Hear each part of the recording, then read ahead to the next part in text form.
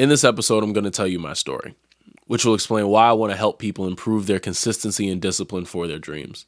It's a story with a near-death experience. It's a story with depression.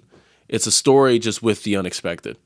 And even though I've been through these things and I've persevered through them, I sit here thankful because the man that I am today, the consistency and discipline that I have today is because of my experience. And I've learned a lot because of it. And so I want you to listen to my story and take away these 3 life lessons that I think will help you navigate your own life as you're in the process to making your dreams a reality. So let's do it.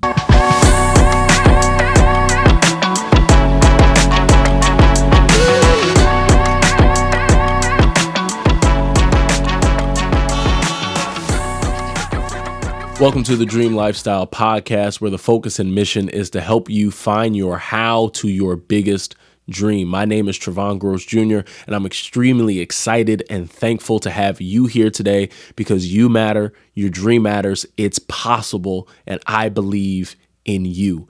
This episode is very personal because I'm going to be telling you my story and my journey as a dream chaser, my journey as just someone that's willing to do whatever it takes to make a dream happen. And I want to start off my story with my basketball career. Basketball is a sport that I love. It's a sport that I'm blessed to still be able to play. But it really was the beginning for me. When I think about just, dreaming, when I think about having goals and, setting goals and putting in the work to make them happen, it really started with my basketball career. And I'll spare you guys the details of some of this, but I'll fast forward up until college, because for me, college was a roller coaster ride. It was an experience that I truly had to fight for my basketball career. And I had to really earn it. I had to really go to a deeper level of self in order to keep my basketball career at that time. So, and I actually lay a little more foundation. So in high school, I went to 2 good high schools, played against some great competition. But I was never one of those guys that had a whole bunch of offers and stuff like that. So I really had to earn it. So long story less long. I go into college with no scholarship offers. I go to UVA off my academics. Thank God my parents kept me on the straight and narrow with my grades, making sure that those were right. So I got accepted into UVA by the grace of God. Thank you, Jesus. And that first year, my first year on grounds, I wasn't on the team at all, which was a roller coaster ride for me because this was the first time in basically like 12 years that I wasn't on some level of basketball team. Like, it was just weird. It was, weird not having that level of consistency of practice or working out or whatever the case may be. And even deeper than the actual, practices and things, it was weirder not having teammates. It was weirder, like, not having people, like the same people that I had around consistently, right? Because on a team, you're with these people for multiple hours every single day. So it was weird for me. It was a moment where I didn't have basketball for the first time in my life. And it was an eye opener for me. And it made me realize, okay, this is what I want. Like, I'm not going another year without this. And I was very determined. I was determined to become a part of the men's basketball team at UVA. As a walk-on. And I knew that before I even got on grounds. But not having that community, not being in that circle, not being a part of a team that first year was rough for me. But fast forward, I go on to, be a manager the very next year. And then my third year, I become a walk-on. The fourth year, Coach Bennett blesses me with a scholarship. And all of that took real work. And that's like where I want to start, because it took a level of sacrifice, because I know for a fact when I was during my first year, when I wasn't on the team at all, going to work out and doing all these things, I know that I looked crazy to the average person. Like, the first year was a year where there are a lot of people, trying to walk on teams, and, they wanted it, but they didn't want it as bad as I wanted it. Which basically meant they weren't going to work as hard as I worked at it. And thankfully, I had support system around me during that time that encouraged me, that encouraged me, even if they didn't necessarily understand why I wanted to do it. They helped me stay positive about it. They affirmed me in, hey, you can do it. And so lo and behold, I got my foot in the door being a manager, and it was a lowly position, but it was a position of service, and I'm really thankful that I did it, because I learned so much during that year as a manager. I learned just what service really is. I learned how important it is to have something that you really love. Like that was a test. That was a test for me, right? Like when you truly love something, like, are you willing to serve it? And that was what I was able to figure out during my year as a manager. And then getting promoted, again, just even when you're in a aspect of the dream that you might not agree with, you might not feel as though you belong to, or whatever the case may be, as long as you serve it and do it well, there's promotion possible. And that's what happened with me. When I was a manager, I was really determined to be the best manager I could possibly be. Whatever that looked like, whatever that meant I had to do, whether it meant I had to go to practice way earlier than everybody else, stay after way later, whatever I needed to do, I was determined to just be the best at where I was. And the same thing was true even when I was a walk-on, and the same thing was true in my last year. But with all of those things, the first thing I want to tell you guys that I realized is really two things. The first thing is, one, that's where I really understood, like, anything is possible as long as you put in the work, right? Like, as long as you do what's necessary, as long as you put the right habits in place, you put the right schedule in place, you put the right action steps in place, you really can make anything happen. And that's number one. The second thing is basically be great where you are. Be great where you are. I think for a lot of us, sometimes we believe we need to be at a different point in order to be great, or our greatness is ahead of us, right? Like we're not great now, but we have to go further. We have to do things. We have to have certain things in order to be great. When the truth is, we can be great right where we are. No, we're not necessarily in the position that we want to be in. No, life may not look like we want it to look. No, our bank accounts may not look how we want it to look. No, we may not have the level of influence we may want. Whatever the case may be, we still have the ability, we have the choice to be great right where we are. And that's a lesson that I learned during my college years. And I'm really thankful that I learned it, because again, it's all about being. It's all about who you can be today that basically imitates the person that you want to become. Like, what can you do today that the person that you want to become would do? And so that was like a really, really big lesson for me in terms of understanding, hey, anything that I really want in life, anything that I really want to do, as long as I do the right research and take the right action and put the right habits in place, set the right type of goals, set the right 5 steps, in place for myself, I can do it. As long as I really discipline myself and I'm consistent in working out, I'm consistent in, watching film, or whatever the case may be. Like, as long as you have a level of consistency and discipline towards a common goal, it can happen. And that's what I learned. That was really number one. And that was a really big triumph for me, because, walking on to a team like that in a major conference, ACC, playing against the Dukes, the Carolinas, just all these people that I'd only, seen on TV and things like that. I remember my first time shaking Coach K's hand, where it's like, wait a minute, this is Coach K, and I get to shake his hand. Though it was brief, right? Because, you just shake hands at the end of games. It's like, man, the blessing to be able to be in the position to shake a man like Coach K's hand, right? Because again, for me, basketball and just my entire journey with my basketball career just represents so much more than just a game. But it's in those moments of gratitude that I think about all the sacrificing I did. I think about, all the hangouts I said no to. I think about all the decisions that I made to get me to that point, to allow me to have that experience where, I've been blessed to play in large arenas. I've been blessed to play, overseas. I've been blessed. And simply because, one, I understood that the goal that I want is very possible.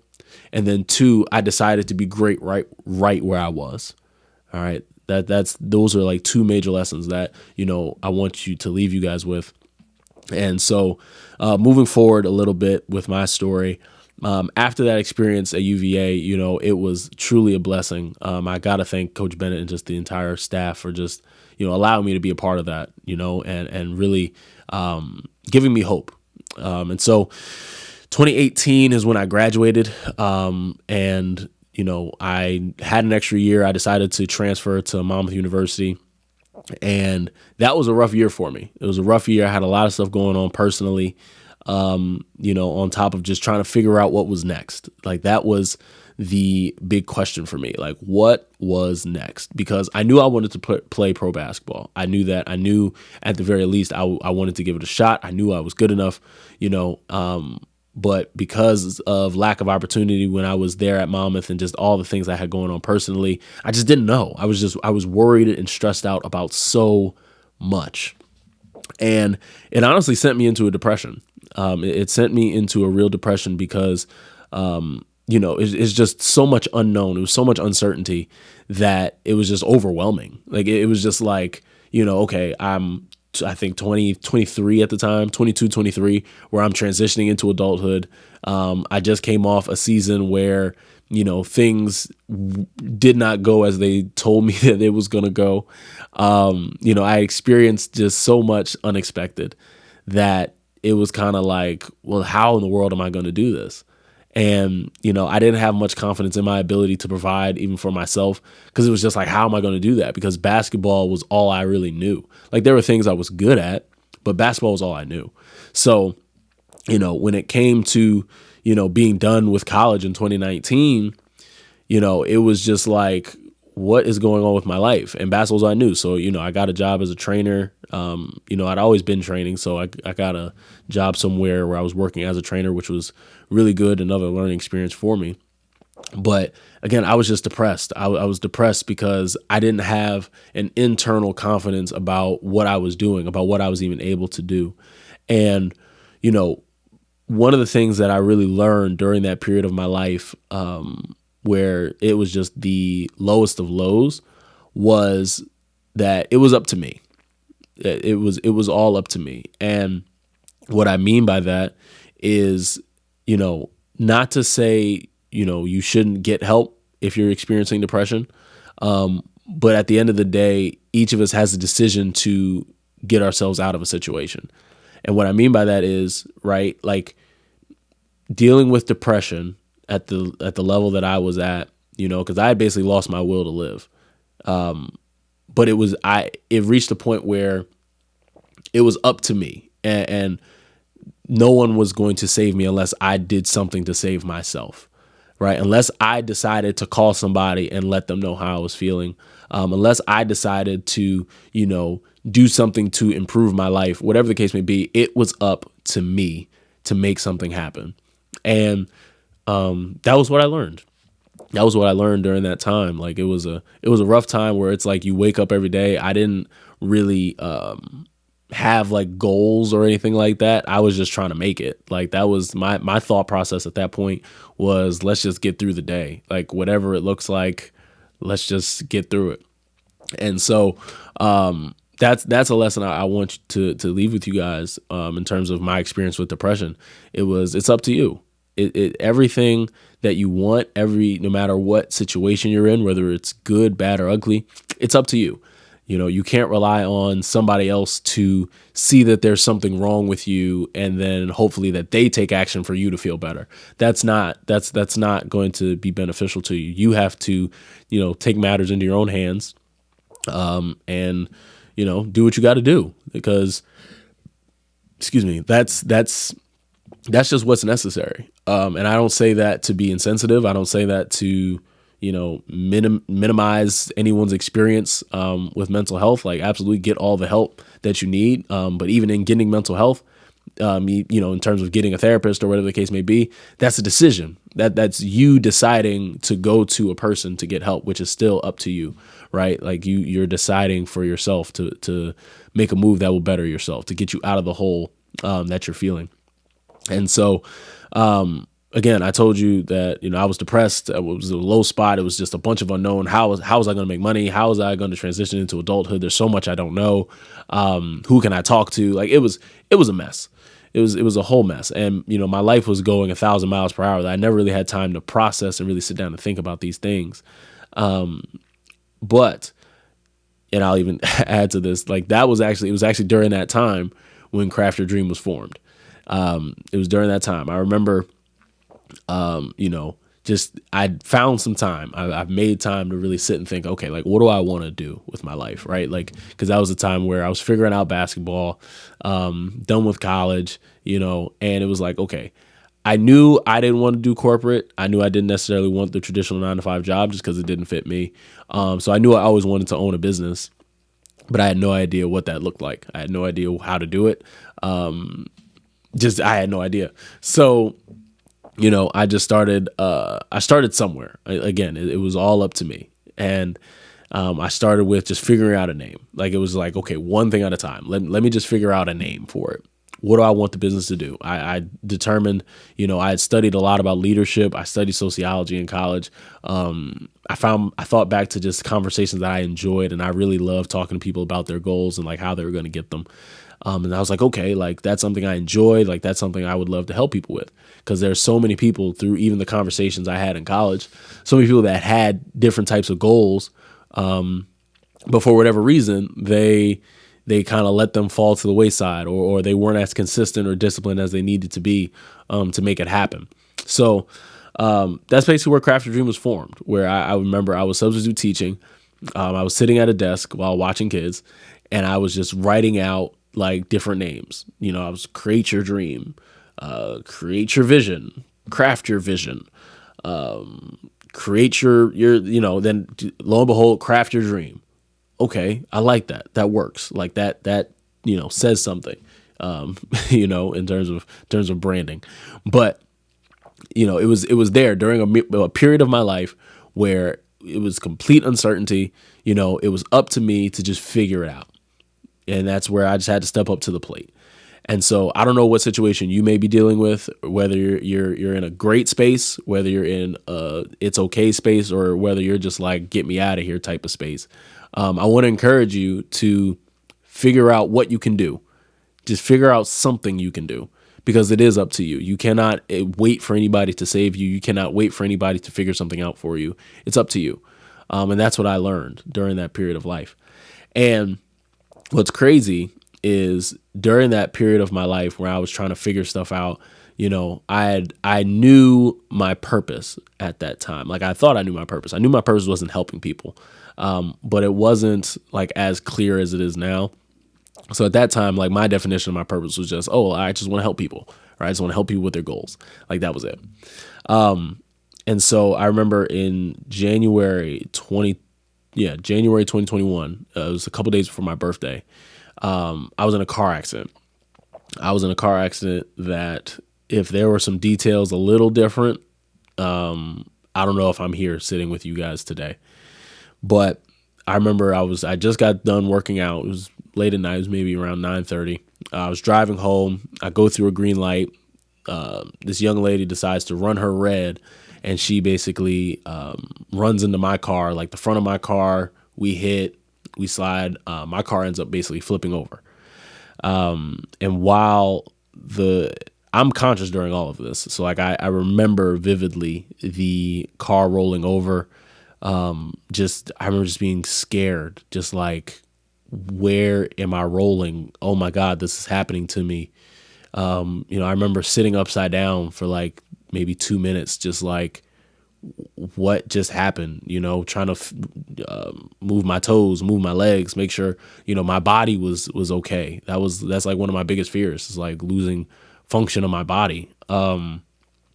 And it's hard to fully explain what an experience like that will do to you, but it's the reason why I share it with you is because, when I experienced that car accident, it was during a time where I had lost my will to live. at least what I thought was my will to live. I didn't feel as though, anything was working. I didn't feel like my life was, my own. I was just going through the motions. It felt like my presence was more important than, anything else. Like my presence to other people was more important than my own presence to myself. And so when that car accident happened, it made me realize how quick life can go. And I don't say the cliche saying when like someone passes away is, oh, life is short. Life is so precious, in a very cliche way. But after that accident, I have a completely different understanding of, it's not necessarily life is short or life is so precious. It's more of it can be over just like that. That's kind of the perspective I have as a result of that car accident, where it's like at any moment, regardless of what any of us are doing, like life can end just like that. And for me, a lot of the questions that I was asking myself during that time, while I reflected on just the fact, like, man, like it really could have been over. I really thought about just, would God be happy with what I've done so far? Like, what would people really say about me if I had died that night? So many questions. Like, how would people find out? How would people even find out that I passed away? Because it's not like, anyone knew. Like, it was so many questions. But the main one, and the reason why I'm sharing this with you guys, is just understanding what my purpose is, but also understanding that, there's so much more to life. There's so much more to life than money, influence, all these different types of things. Like that accident truly connected me to purpose, which is why I love what I do when I'm helping people improve their consistency and discipline. In that accident, before that accident, I was so worried about, how I was going to make money, how I was going to actually move out, and, just all of the usual question marks that, college graduates go through. And me more so, because I was just in the middle of a personal situation. But that accident made me realize none of that matters. Like, none of it. Like, the amount of money that I had was not going to help any bit when it came to a funeral. It just didn't matter. Like, it didn't matter the ideas that were in my head. It didn't matter. Like, the only thing that mattered to me as a result of that accident was, am I walking in my purpose? Am I impacting people with the way that I live my life? And that's something that I want to encourage you guys to do. And I want you to use my experience as the foundational lesson in terms of you guys actually implementing that in your life. Because, making money is great. Having influence is great. But at the end of the day, when you think about your legacy, when you think about, what will be said about at your eulogy, when you even think about just who will really be affected when you pass away. And I'm not talking about the people that come to the funeral and then that's it. Like, when you think about the people that will really be messed up if you go, it shifts your perspective. It really shifts your perspective on how you decide to live your life and what you decide to do. And so for me, it rebirthed purpose within me. It rebirthed purpose to truly help people with their goals, and to really just be the man that God called me to be, to really walk in whatever plan that God had for me. And because I knew that clearly I'm still here from this accident for a reason. Because most people, if I showed you guys the pictures, a lot of people look at those pictures and say, how is there not a dead body? And, again, I'm so thankful. I'm so thankful because, again, it really could have been over. It could have been over for me. And what's funny is not funny, but I had plans. Like, I had plans to I had traveling plans the very next day. It's like you have plans, so that's why I have the perspective of it can all be over like that. Like it's not a life is precious, life so short. It's a no. It can all be over just like that. So like, just make sure that if it were to end today, that you've made the type of impact that you're happy with. If it were to end today, make sure that you know that you gave a goal or a dream that you had everything that you had, and that you implemented the right consistency and discipline in your life to make it happen.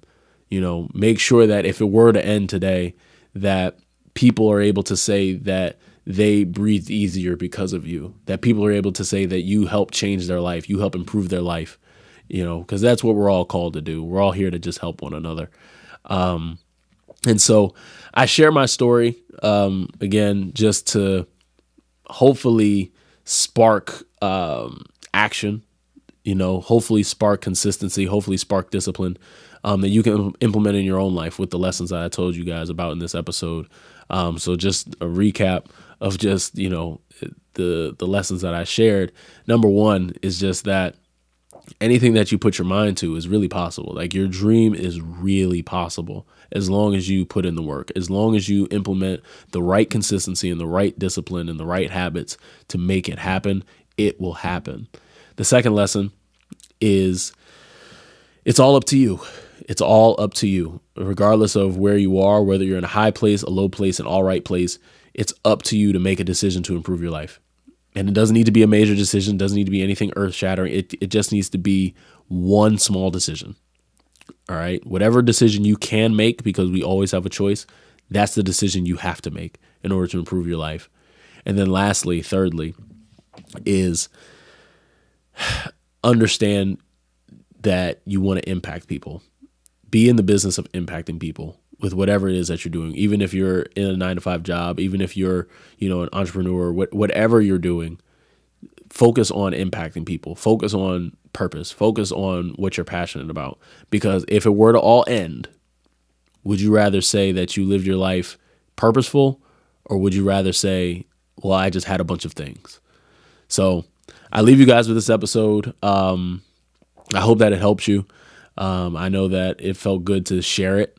Again, this is probably one of the deeper episodes, and there's plenty more to the story, which I'm certain if you guys stick around, you're going to hear more about it. But I really appreciate you guys for checking this out and listening. If you haven't, get your ticket to the Dreamer Symposium that's happening December 17th, where we are going to help you get clear on your goals, help you get clear on your how for your dreams and your goals.